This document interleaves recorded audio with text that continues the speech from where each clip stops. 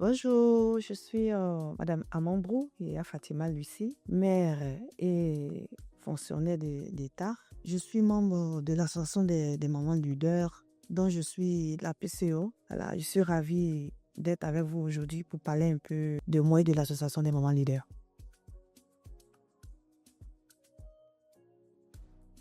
Ce qui a changé ma vie depuis ma rencontre avec les mamans leaders, c'est que, en tant que maman, je reste alignée face à mes prises de décision. J'ai plus confiance en moi, voilà, et j'ai développé un leadership aussi. Bon, c'était l'organisation de l'anniversaire, du premier anniversaire des mamans leaders, dont j'ai été l'organisatrice. Je ne savais pas que j'avais ces capacités-là. C'est après cela que je suis devenue PCO de l'association des mamans leaders. J'ai découvert en moi un talent dans l'organisation. J'ai tendance à être timide, hein. Cette timidité-là, je peux dire, bon, ça va, j'ai laissé un peu derrière moi. Le deuxième point, c'était lors d'une formation en ligne sur la communication et sur le leadership. À travers cette formation-là, j'ai appris sur le leadership et sur comment communiquer sur certaines émotions. Voilà.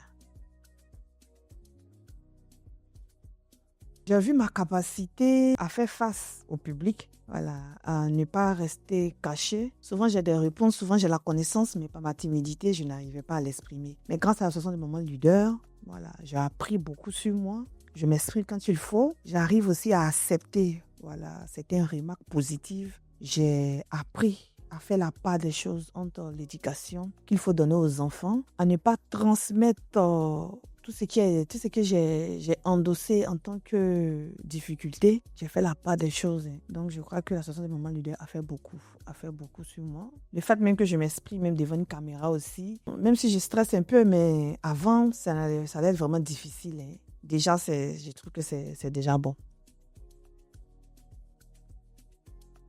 Selon moi, une femme doit rencontrer l'association des mamans leaders. D'abord, ça part déjà des mamans leaders. Donc, ça veut dire ce sont des mamans inspirantes, voilà, confiantes, qui ne restent pas cachées, à avoir peur de s'exprimer, à avoir peur du lendemain. Grâce à l'association des mamans leaders, je suis chef d'entreprise. Nous sommes des mamans qui nous sommes mis ensemble pour créer un centre de valorisation des mamans leaders qui est à Faya.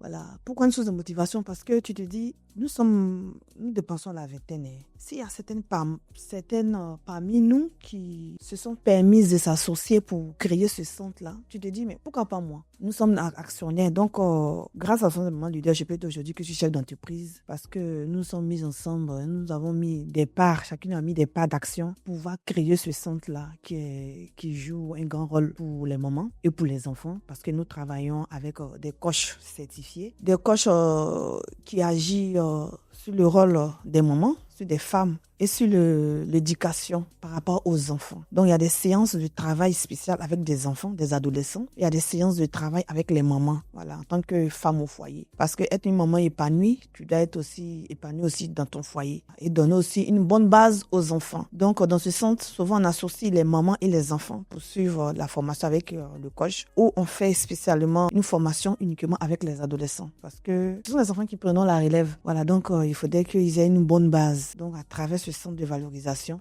on crée plusieurs sources de motivation. Donc, les mamans gagneraient à venir à l'association des mamans leaders. Grâce à l'association des mamans leaders, on devient chef d'entreprise comme moi. Merci.